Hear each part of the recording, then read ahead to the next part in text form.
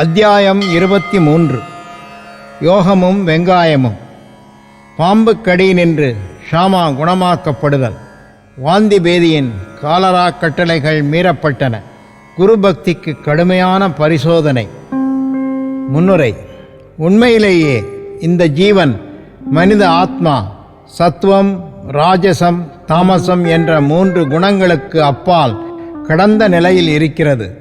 ஆனால் மனிதன் மாயையால் மறைக்கப்பட்டு தனது இயற்பண்பான சச்சிதானந்த பெருநிலையை மறந்து தானே செய்விப்பவனும் அனுபவிப்பவனும் என்று நினைத்து கொண்டு இவ்வாறாக முடிவற்ற இடர்பாடுகளினால் தன்னைத்தானே சிக்க வைத்துக் கொள்கிறான்.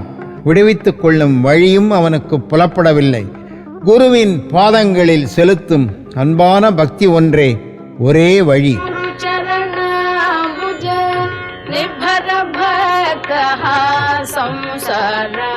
சாயி பிரபு என்னும் மகத்தான விளையாட்டுக்காரர் அல்லது நடிகர் தம் அடியவர்களை மகிழ்வித்தார்.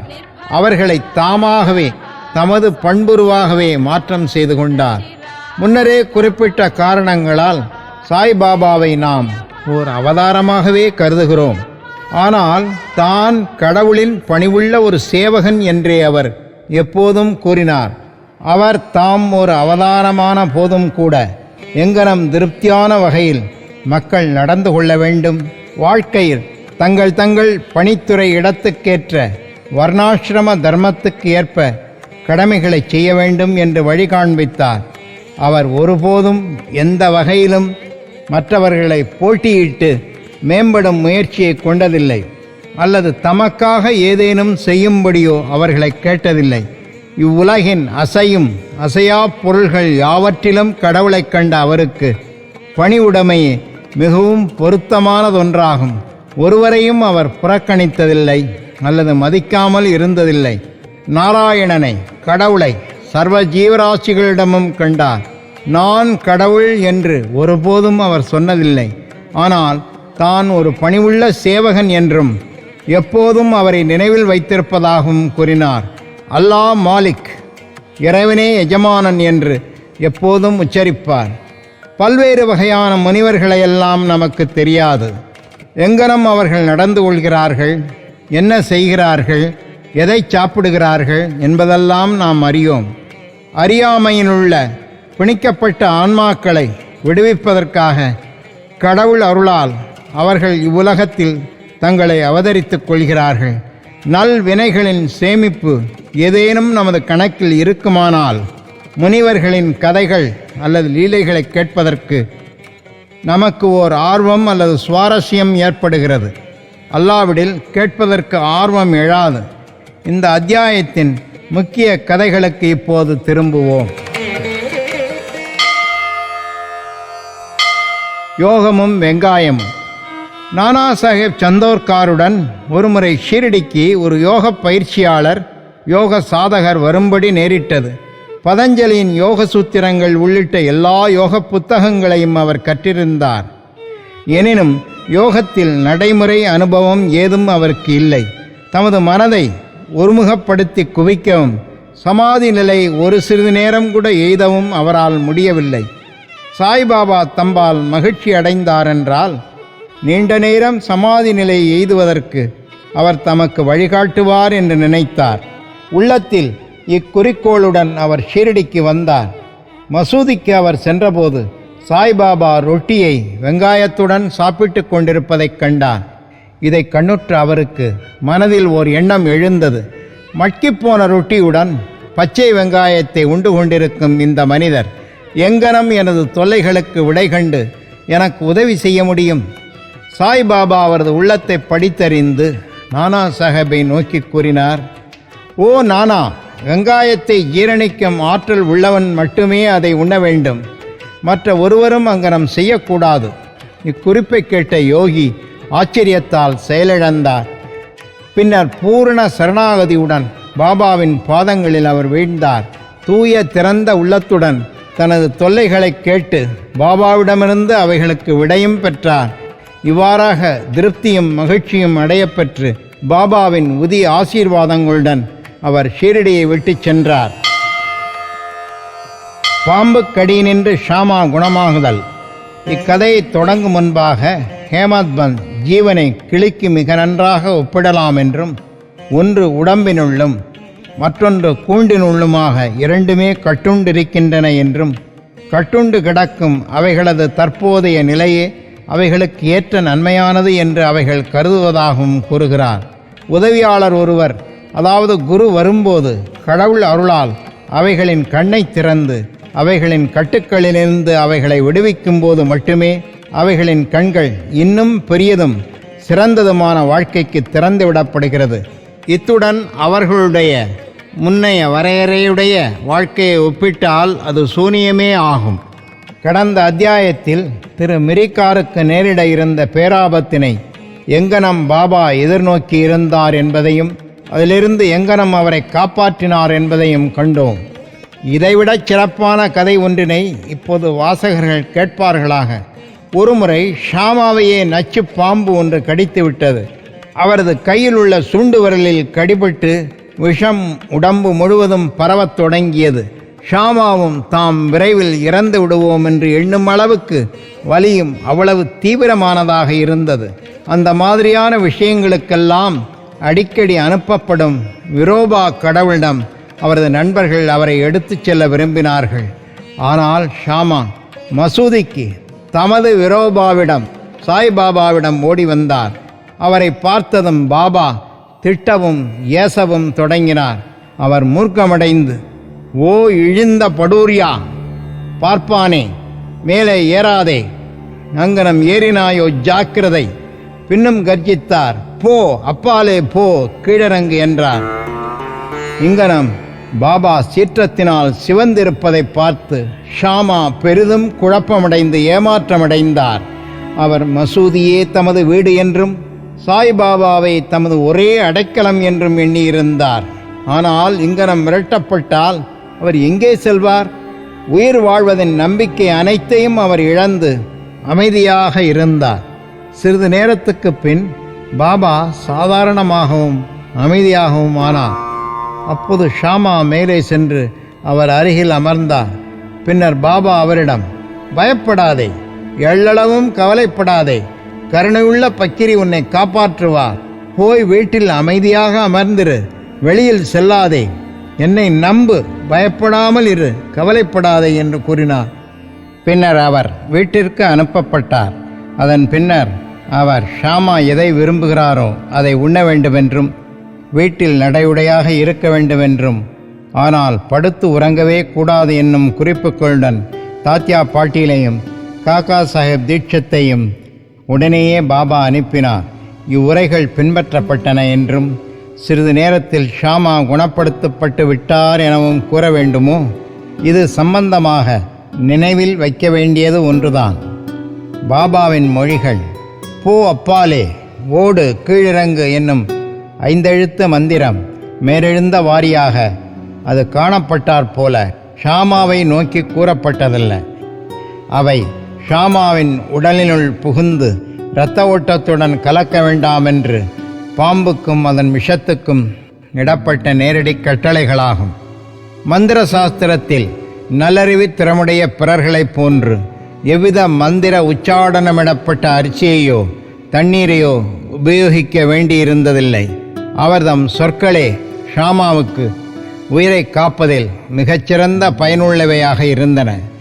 இக்கதையையும் அதை போன்றவற்றையும் கேட்கும் எவனும் சாய்பாபாவின் பாதங்களில் உறுதியான நம்பிக்கை அடையப் பெறுவான். மாயை என்னும் பெருங்கடலை கடப்பதற்கு பாபாவின் பாதங்களை எப்போதும் மனதில் நினைவில் வைத்திருப்பதே ஒரே வழியாகும்.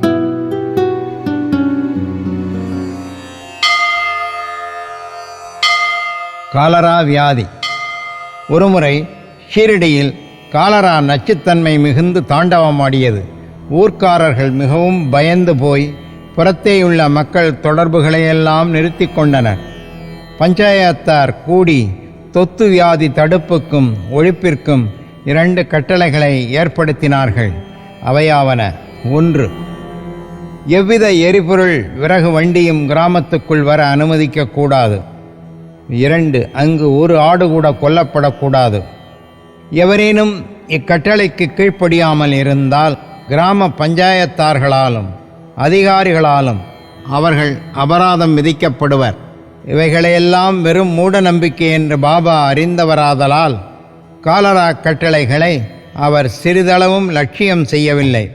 இக்கட்டளைகள் அமலில் இருக்கும்போது ஒரு எரிபொருள் வண்டி அங்கு வந்து கிராமத்துக்குள் நுழைய விரும்பியது.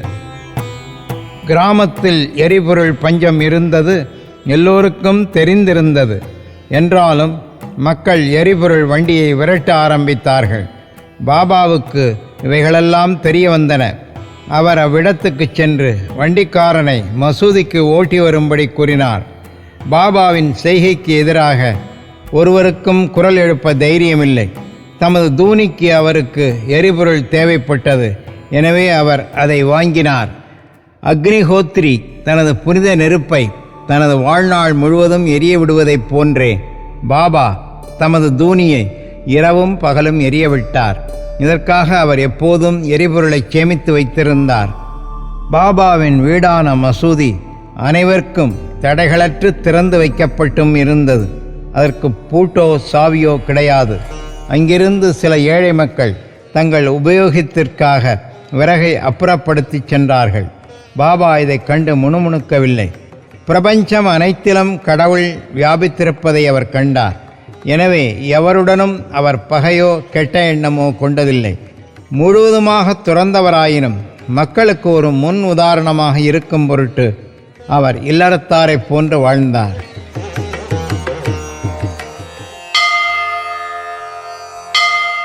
குரு பக்தியின் கடுமையான சோதனை. இரண்டாவது காலரா கட்டளை பாபாவால் எங்கனம் செயல்படுத்தப்பட்டது என்பதை தற்போது காண்போம். கட்டளை அமுலில் இருக்கையில் யாரோ ஒருவர் மசூதிக்கு ஒரு ஆட்டை கொண்டு வந்தார். அது பலவீனமாகவும் மூப்புடனும் இறக்கப் போகும் தருவாயிலும் இருந்தது. இத்தருணத்தில் மாலிகானைச் சேர்ந்த பக்கீர் பீர் முகமது என்ற படே பாபா அருகில் இருந்தார். சாய்பாபா அவரை அதை ஒரே வெட்டில் வெட்டி பலியிட்டு சமர்ப்பிக்கும்படி கேட்டார். இந்த படே பாபா என்பவர் சாய்பாபாவினால் மிகவும் மதிக்கப்பட்டவர். சாய்பாபாவின் வலதுபுறத்திலேயே அவர் எப்போதும் அமர்ந்திருந்தார். ஹூக்காவை அவர் முதலில் குடித்த பின்பு அது பாபாவுக்கும் பிறருக்கும் அளிக்கப்படும். மத்தியான உணவு வேளையின் போது கறிவகைகள் எல்லாம் பரிமாறப்பட்ட பின்பு பாபா படே பாபாவை மரியாதையுடன் கூப்பிட்டு தமது இடப்பக்கத்தில் அமர்த்திய பின்பு எல்லோரும் உண்டார்கள். தட்சிணையாக சேகரிக்கப்பட்ட பணத்திலிருந்து பாபா அவருக்கு தினசரி 50 ரூபாய் அளித்து வந்தார். அவர் போகும்போது பாபாவும் 100 அடி தூரம் வரை அவருடன் கூட செல்வார். பாபாவிடம் அவருக்கிருந்த அந்தஸ்து அத்தகையது.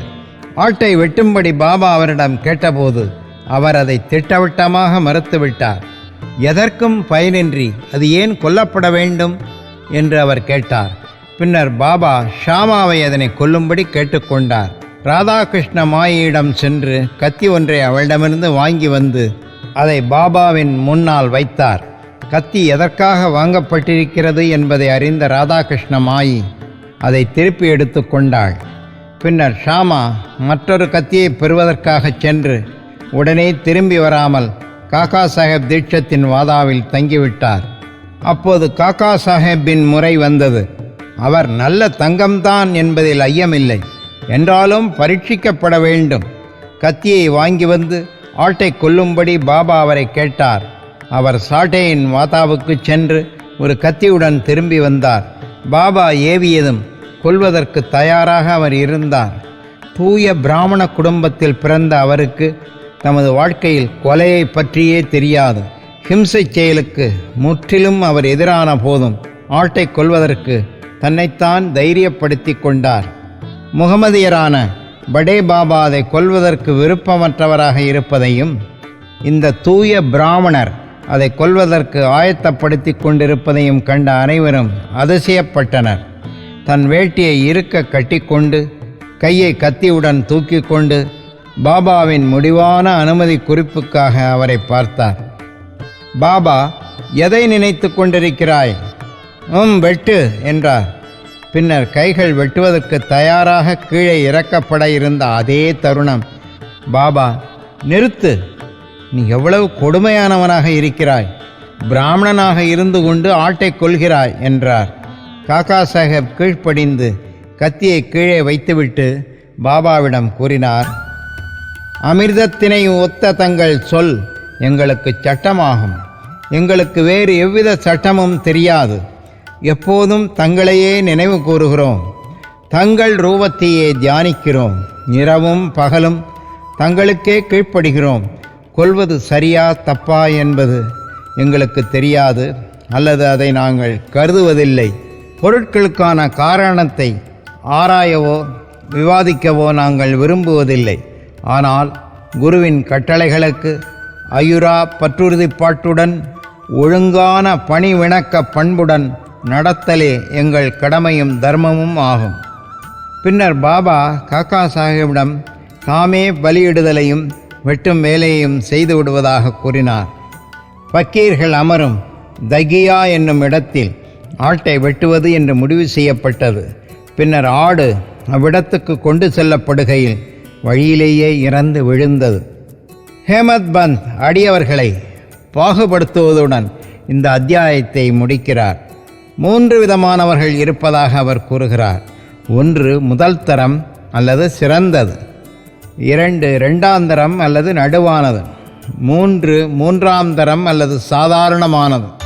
முதல் தரமானவர்கள் குரு என்ன விரும்புகிறார் என்பதை ஊகித்து அறிந்து அதை உடனே நிறைவேற்றி அவர்களிடமிருந்து உத்தரவு வரும் வரை காத்திராமல் அவர்களுக்கு சேவை செய்கிறார்கள். இரண்டாம் தரமானவர்கள் தங்களது குருவின் கட்டளை அட்சர சுத்தமாக சிறிதும் தாமதமின்றி கீழ்ப்படுகிறார்கள். மூன்றாம் தரமானவர்களோ குருவின் கட்டளையை நிறைவேற்றுதலை ஒத்தி போட்டு கொண்டும் ஒவ்வொரு படியிலும் தவறு செய்து கொண்டும் இருக்கிறார்கள். அறிவு கூர்மையை பின்னணியாக கொண்ட உறுதியான நம்பிக்கையை சீடர்கள் பெற்றிருக்க வேண்டும். பொறுமையும் இவைகளுடன் சேருமானால் ஆன்மீக லட்சியம் தொலைவில் இல்லை. மூச்சு கட்டுப்பாடு, உள்மூச்சு வெளிமூச்சு அல்லது ஹடயோகம் அல்லது பிற கடின பயிற்சிகள் தேவையே இல்லை. மேலே குறிப்பிட்ட குணாதிசயங்களை அடியவர்கள் பெறுவார்களேயானால் இன்னும் அதிகமான செயல் திட்டங்களுக்கு அவர்கள் தயாராகின்றார்கள். பின்னர் குருமார்கள் தோன்றி ஆன்மீக பாதையில் முழுநிறைவுக்கு அவர்களை வழிநடத்துகிறார்கள். அடுத்த அத்தியாயத்தில் நாம் பாபாவின் விறுவிறுப்பான நகைச்சுவையையும் தமாஷையும் காண்போம். ஸ்ரீ சாயியை பணிக. அனைவருக்கும் சாந்தி நிலவட்டும்.